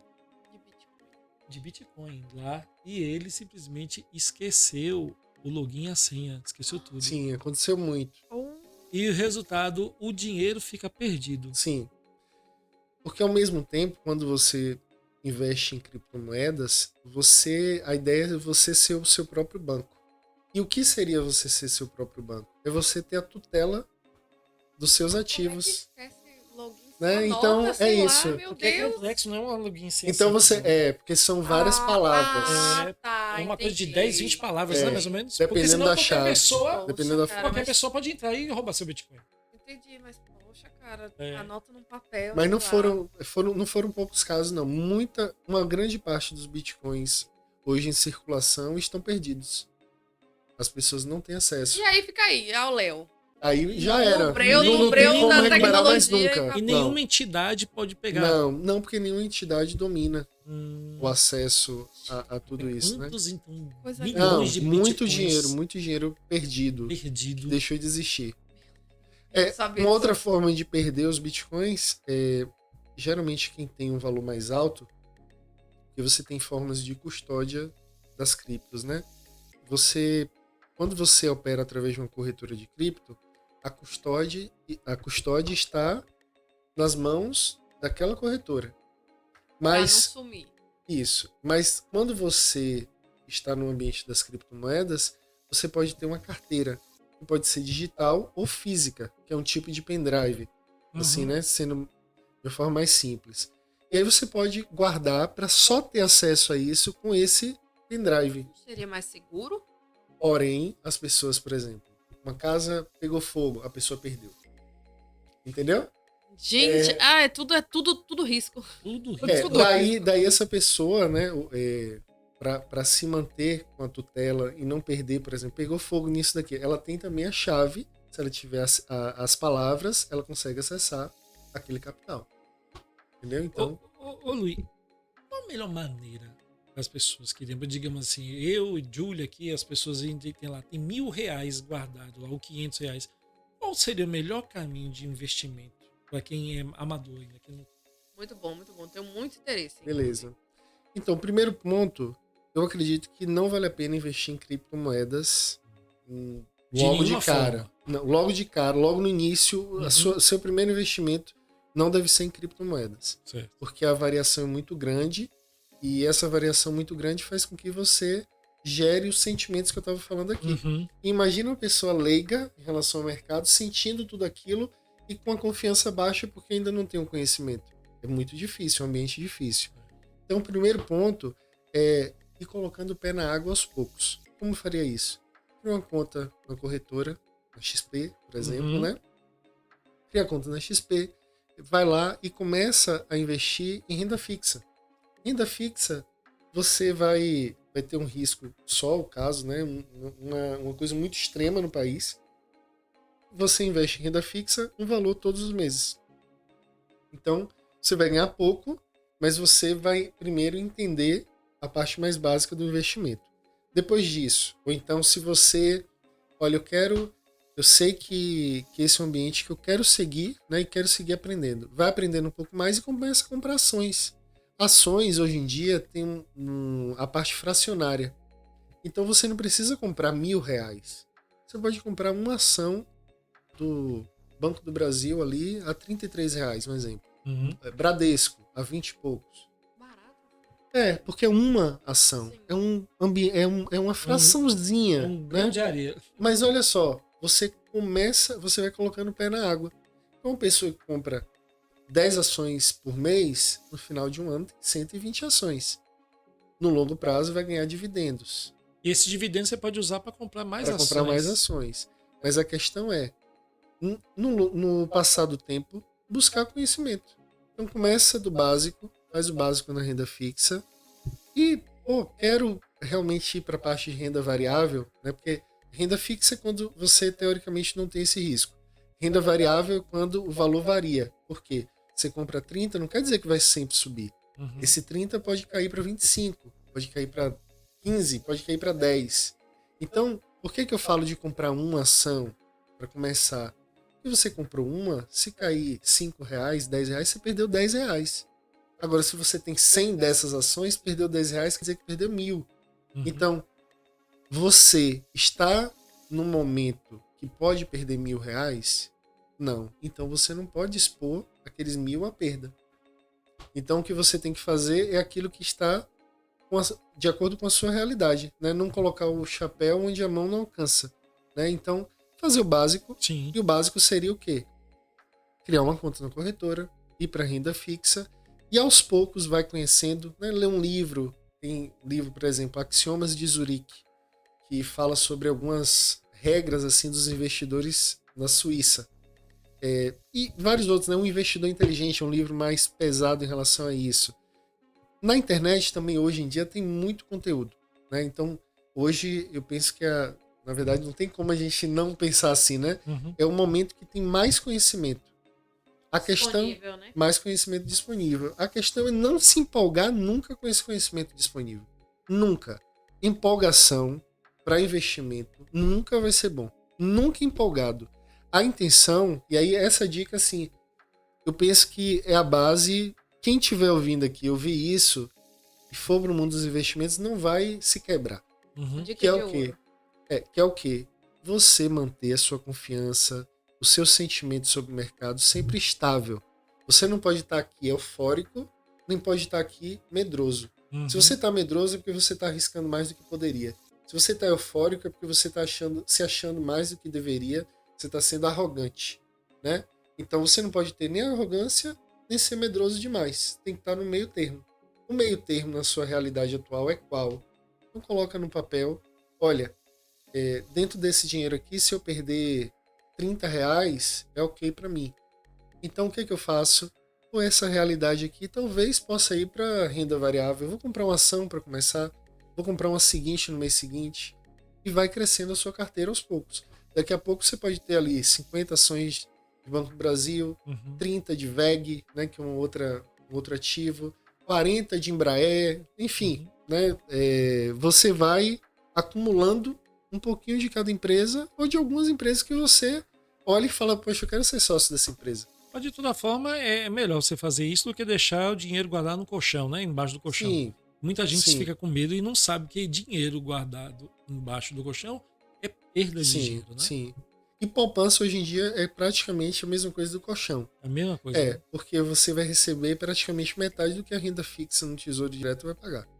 Então hoje, né, é muito melhor você procurar um CDB bom, né, uma renda fixa, título público, né, um Tesouro Direto, Selic, né, que você falou. algo que você consiga ali rentabilizar. E 1%, hoje, por exemplo, o Brasil é uma das maiores taxas de juros do planeta. Então, se você ganhar ali mais de 1% ao mês, é um valor, 1% de 100 mil é R$1.000, né? Então, é algo que já está rendendo alguma coisa. A intenção não é que você ganhe muito em pouco tempo, porque ganhar muito em pouco tempo é porque você está se expondo a um risco grande. Sempre que você pensa em retorno grande, é porque você está arriscando grande também. Isso em qualquer área. Agora, pegando o gancho justamente dessa fala, por que você acha que apareceu tantas pessoas assim, né, ultimamente, desde que isso começou a se popularizar, prometendo resultados tão fáceis assim e rápidos? Por quê? Os coaches, tá falando? Não só, né? Mas toda também essa os galera investidores, né? Sim, Que também. pegam... Que vende, que vem curso, sei lá. Então, primeiro ponto é desinformação, né? E segundo é que as pessoas se empolgam muito. É muito fácil vender a ideia da empolgação. Mas realmente é fácil ganhar tanto dinheiro assim? Não, nunca Os foi e caras nunca vai fazem ser. vídeo de carro com Ferrari, com mansão. E ainda fala assim, eu tô vendendo um curso a R$30. Eu falo, rapaz, nossa, tem alguma coisa estranha. O cara com a Ferrari vendendo um curso a R$30. Então, assim, eu acabei conhecendo um tanto também do marketing digital. E dentro do marketing digital existem várias abordagens, né, de como chegar no público, né? E uma delas é vendendo o curso de R$30. Porque aí você tem um ticket baixo, mais pessoas compram, mais pessoas conhecem. O que eu vejo no lado dos influenciadores, né, é que tem pessoas boas, tem bons traders, tem pessoas que têm um bom sistema e que vão ensinar bem e que vão ensinar de forma responsável. E existe um outro lado que está pensando principalmente no dinheiro, né? Independente de ter um bom sistema ou não, está pensando só no dinheiro e em vender o máximo que puder para ganhar dinheiro ali. A questão é que quando você tem uma possibilidade de duas fontes de renda, sejam elas quais forem, né? Você tem duas coisas se somando e no mercado você nunca tem a certeza. Então, quando uma pessoa dessa que tem um conhecimento, ela consegue passar, primeiro, ela tem um valor extra, até inclusive para investir no próprio mercado, se for da intenção dela, e ela tem uma soma de rendas. Então, faz sentido que a pessoa tenha essa segunda renda. O ponto é, se você pensar numa proporção muito grande, quem é que vai conseguir ganhar uma proporção muito grande de dinheiro no mercado? Quem arrisca muito. Então, aquilo que a pessoa está ali falando, por exemplo, tô conseguindo aqui ganhar 1 milhão, 2 milhões, 10 milhões no mercado, poxa, assim, não é tão fácil. Na verdade, não é fácil. E a gente tem uma taxa muito baixa de pessoas com sucesso na área. Né? Então, uma taxa aí de 5% ou menos. Não é porque é impossível de ser feito, é porque é realmente muito difícil, não porque o negócio em si é difícil na parte técnica, mas porque é muito difícil a parte emocional. Que está dentro de si. Né? Então, no meio desse mercado, assim, o que a pessoa tem que olhar, ter discernimento, é que se alguém vende a promessa de algo fácil, ponto. Ali perdeu o respeito, sabe? Mas se a pessoa está ali, independente do sucesso financeiro que ela já tenha, se ela se dispôs a ensinar, é algo... Eu penso que é algo muito bom, claro. Né? Porque está mostrando o caminho para alguém. O problema é achar quem está fazendo o quê, né? Sim. E a questão é também prometer como se fosse, olha, eu vou te ensinar isso aqui, semana que vem tu vai estar ganhando dinheiro. Aprenda hoje e ganhe dinheiro amanhã. O que mais... a questão é essa. Um pessoal fazendo até bem assim, tipo assim, me acompanhe fazendo um investimento, não sei o que lá. Aí, e clicando aí, ganhei tanto agora. Mostra tanto vídeo, agora. mostra... Aí eu já vi, fiquei, que loucura, bicho. E tem um outro ponto também. Assim, existe uma divisão do trading, né? Que é uma outra confusão que fazem. Às vezes vem pessoas falando de opções binárias. Opções binárias não é trading. Mais uma coisa, o que é isso? Não é trading. Opções binárias. É uma forma de aposta dentro dos ativos que existem no mundo. Existe uma casa de aposta, né? Que é o que seria a corretora, né? Não se mistura, são coisas diferentes. Na bolsa, existe ali uma casa de aposta que as pessoas pegam os ativos e tentam prever o que vai acontecer. Eu não conheço disso, sabe? Porque é uma área à parte. O que eu estou falando aqui é que as pessoas precisam entender que isso não é investimento. Isso não é trading. Isso é aposta. Trading... Aí a gente vê aquela diferença também isso, de antes. Isso. A gente está em época de IA. Né? É o grande lance do momento. Né? Existe alguma forma da IA prever o mercado, essas oscilações do mercado? Que eu vejo sempre os caras falando assim, compre na minha mão, o meu sistema é com IA e a IA consegue prever o que prever a análise e tal. Aí ele mostra um videozinho da IA prevendo que o cara ia ganhar, ele ganha 2 mil, 3 mil reais e tal.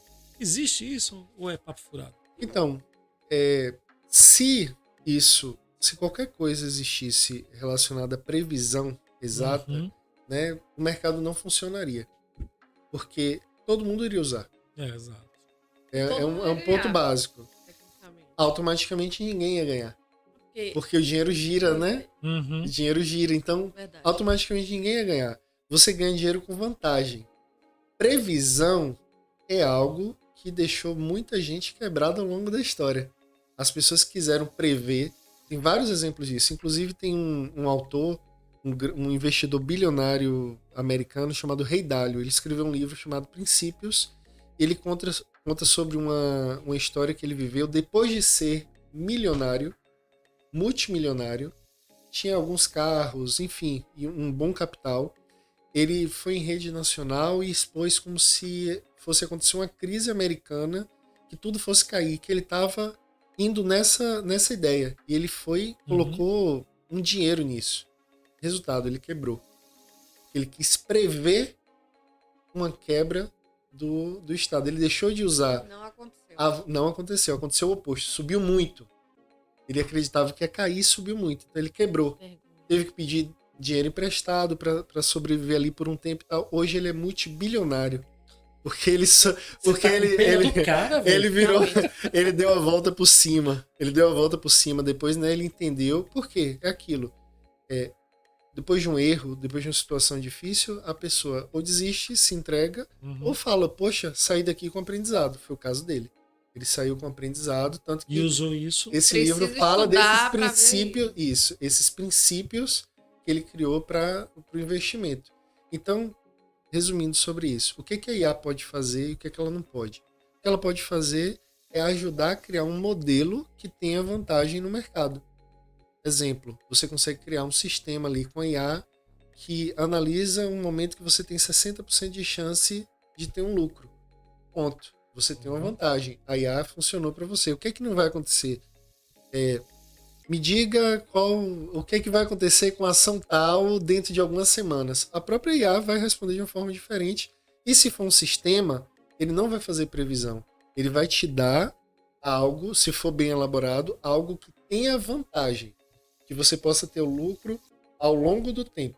Mas nada garante o resultado imediato. Nada. Até porque o que acontece no mundo influencia a Bolsa de Valores, né? Tudo influencia. Uma guerra influencia. Sim. Imagina esse negócio desse day trade mesmo, no dia, você ficar ali, ó, como é que... Sabe o que os caras oscilando mais do que, sei lá... Os caras estão falando que o governo dos Estados Unidos não está liberando aqueles arquivos de OVNI e tal. Eles estão falando que se no dia que chegar uma nave espacial mesmo, com alienígena aqui na Terra, a Bolsa de Valores vai quebrar. E ninguém vai ligar mais, porque já vai ter soltado tanta coisa. E já aconteceram muitas coisas assim ao longo do tempo na Bolsa, né? Por exemplo, durante o Covid, foi uma queda absurda. A gente teve chama de circuit breaker, que é quando a Bolsa para por conta de uma situação extrema. No período ali de 2020, perto da pandemia, a gente teve vários momentos desse, porque o mercado estava caindo muito. O mercado ele caiu ali para 60 mil pontos, né? O índice brasileiro ele estava perto dos 100 mil, ele caiu para 60 mil pontos. Ações que caíram para metade, né? Então é uma situação dessa. Quando são outros momentos que acontecem isso? Trump fala alguma coisa em relação ao Estreito de Hormuz lá, né? Isso. A Bolsa vai lá e responde. Pode responder se for uma notícia positiva, pode subir muitos pontos em poucos minutos, ou pode cair muitos pontos em poucos minutos. Então, decisões políticas influenciam, assim, né, conflitos mundiais, situações como pandemia, catástrofes aconteceu com a Vale, Brumadinho. Sim, né? Brumadinho. Quando aconteceu o Brumadinho, assim, os números, talvez não sejam os números exatos, mas a Vale, naquele período, ela estava a R$90, ela estava num valor alto, e ela caiu a 30 e poucos, R$40, praticamente em um dia. Então caiu pela metade, mais da metade em um dia. Então são quedas muito extremas por conta daquela catástrofe que aconteceu.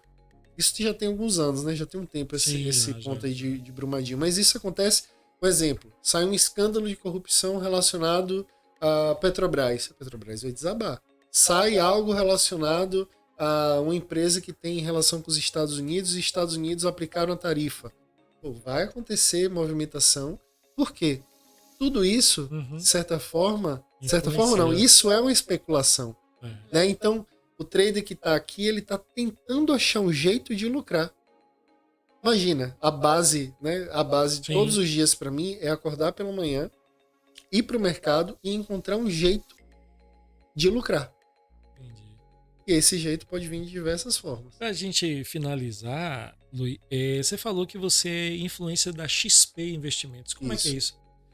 Então, a XP é a maior corretora de trading do Brasil, né? E aí ela basicamente hoje um banco, né? Tem a corretora, então os investimentos, né, na Bolsa Brasileira a pessoa pode fazer através da XP, inclusive também ela já tem ações fora do Brasil na Bolsa Americana, então a pessoa está ali, né, dentro de um banco investindo dentro de uma corretora. A corretora é a XP. E eu faço parte, eu sou um dos influenciadores da XP, né? Eu participo dos eventos que eles têm, certo, né? Semana que vem eu vou estar lá em São Paulo na Expo XP, que é um evento enorme. Ano passado o Arnold palestrou lá, né? E é uma feira que fala sobre investimentos no geral. Aí a gente tem um stand que fala de trading. E você faz consultoria, assessoria, alguma coisa assim? Não. Hoje, o que eu faço é mentoria para quem deseja aprender a fazer com seus próprios méritos, né? Certo. Eu ensino o sistema que a pessoa pode usar para buscar lucros, tanto com investimentos quanto com trading, mas eu não tenho certificações, por exemplo, porque para fazer isso, né, investir com dinheiro de terceiros ou orientar em investimentos, são necessárias certificações que eu não tenho. A minha intenção é, primeiro, lucrar com o meu dinheiro, fazer o meu dinheiro render como trader, claro, né, com a mercadoria que eu tenho, que é o capital. E o segundo quando eu entrei, assim que eu entrei no mercado, eu percebi que a habilidade que eu tinha para ensinar poderia ser usada ali.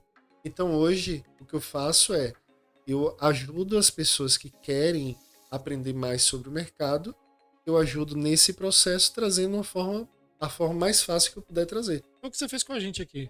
Nesse episódio. Basicamente. Um resumo do resumo do resumo. É basicamente isso. Então é a forma que eu atuo hoje, né? É como trader e mentor de traders ou mentor de quem quer realmente entrar no mundo dos investimentos. Como é que faz para entrar em contato com você?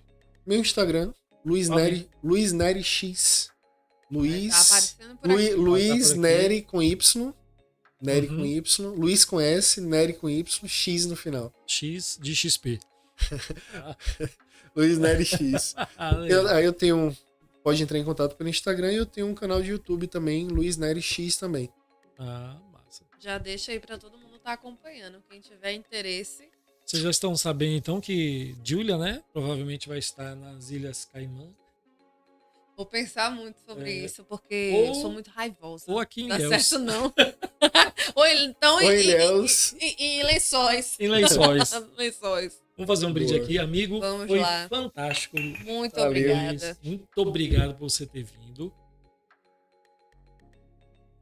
Foi fantástico. Foi um prazer, uma honra tê-la aqui. Nunca tinha aprendido tanto sobre, tanto que essas uma coisas coisa a ser explorada. Porque teve esse boom todo, etc, mas eu nunca fui pesquisar sobre nada assim do tipo. Então, realmente, foi um blow mind. Aprendi bastante, consegui entender pelo menos o básico dessa parada toda aí. Meu Deus do céu. Amigos, os microfones estão abertos aí. Se quiser agradecer, mandar um recado, fica à vontade. Então, eu vou mandar um recado, né? Primeiro agradecer mais uma vez pelo convite, por estar aqui. E deixar um recado que, no geral, né, tudo que a gente for fazer na vida vai exigir um grau de comprometimento para que você tenha resultados. Então, se você estiver pensando através do que alguém falou que seria fácil, ou você mesmo, de certa forma, está se iludindo que vai ser fácil, de nenhuma forma vai ser. Porém, é algo que é possível e que, assim, transformou minha vida. Eu posso falar que foi transformado de diversas formas. E o ponto principal é que eu me tornei outra pessoa no sentido de me tornar mais humilde, entender o ponto que minha confiança deve estar a todo momento e como controlar aquilo que eu sinto para que o que eu sinto não se torne uma ação, principalmente uma ação que vai me levar para um lado negativo, para algo que eu vou perder alguma coisa.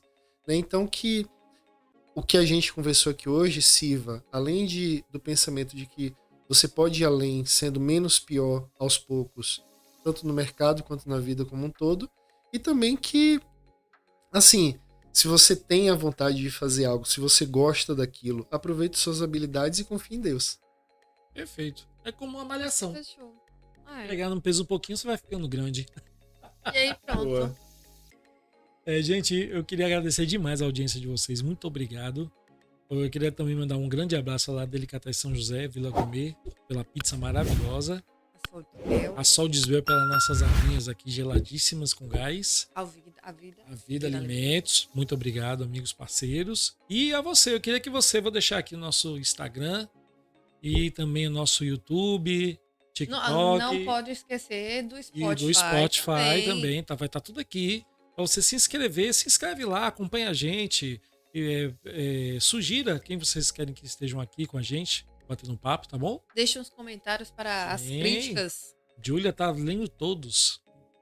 Lê tudinho. Aí, tá vendo? Gente, um grande abraço, muito obrigado e até semana que vem. Valeu!